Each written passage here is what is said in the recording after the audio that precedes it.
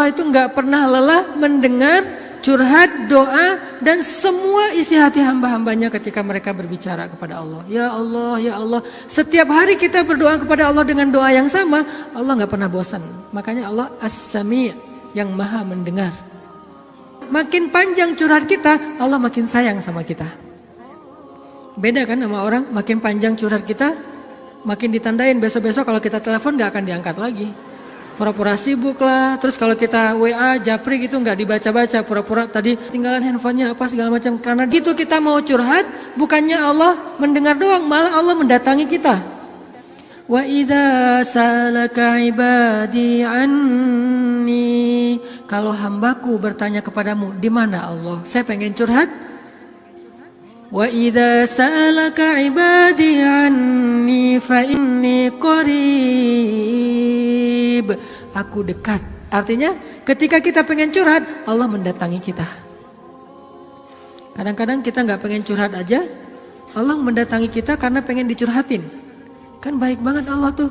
Padahal kan yang butuh kita ke Allah, bukan Allah butuh kita. Tapi karena saking pemurahnya Allah, dari arasnya turun ke langit dunia. Setelah turun ke langit dunia, Allah bertanya, hal min dhi hajah, ada enggak hamba-hambaku yang butuh pertolongan?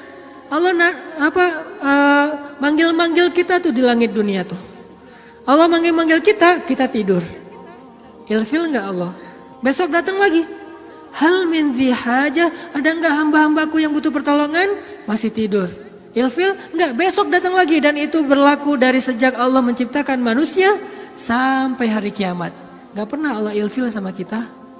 Inilah tempat curhat yang paling baik. Hanya ada dua. Satu kepada Allah, kedua kepada pasangan. Kalau tidak ada pasangan, bolehlah sesekali kepada orang tua. Tapi kadang-kadang harus dibatasi juga. Karena ada hal-hal yang kalau kita sampaikan kepada orang tua, pasangan kita gak ridho. Ketika kita ngomongin ke ibu kita, mungkin pasangan kita menjadi malu karenanya. Masalah nafkah mungkin. Kan itu harga diri suami banget ya.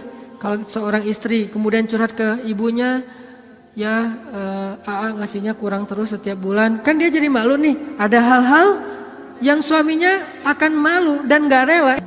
Terus kepada siapa yang insya Allah suami kita gak malu? Kepada Allah. Ya Allah, suami saya ngasih nafkah kurang terus udah berapa bulan. Saya sih berharap gak usah banyak-banyak ya Allah, 30 juta aja sebulan. Ini masih kurang 29 juta, kurang sejuta curhat ya. Karena suami kita juga curhatnya ke Allah. Ya Allah, saya pengen nambahin nafkah buat istri saya. Ya Allah, ya Allah, ya Allah. Dua-duanya curhat nih. Kalau perlu curhatnya sambil pegangan tangan, kan seru tuh. Coba kalau masih sendiri, pegangan tangan siapa? Gini-gini. Mana ya tangan? Kalau sholat tahajud berdua sama sendiri. Kalau sendiri yang banguninnya alarm, nggak enak banget tuh. Ring, apa sih berisik? Tapi kalau udah berpasangan, yang banguninnya suara lembut. Kang, bangun. Akhirnya makin tidur. Ini tapi bukan fikih ya. Ini iseng-isengan saya doang nanya ke istri saya.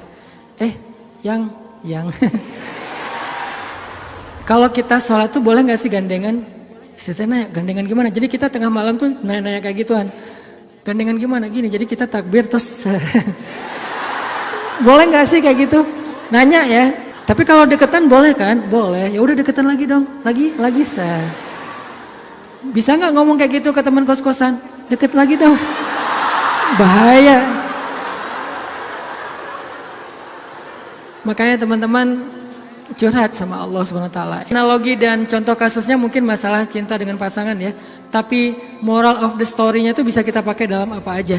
Karena kita punya masalah bukan cuma dengan pasangan, bukan cuma dengan teman, tapi kita punya masalah dalam pekerjaan, dalam apa aja. Pokoknya mau curhat ke langit. Karena Allah selalu menunggu kita curhat. Yang di seluruh bumi juga makhluk-makhluk Allah selain jin dan manusia, setiap hari berdoa kepada Allah. Masa kita nggak mau berdoa? Kulla yaumin huwa fi sya'n wa la ya'uduhu hifdhuhuma. Curhat sama Allah.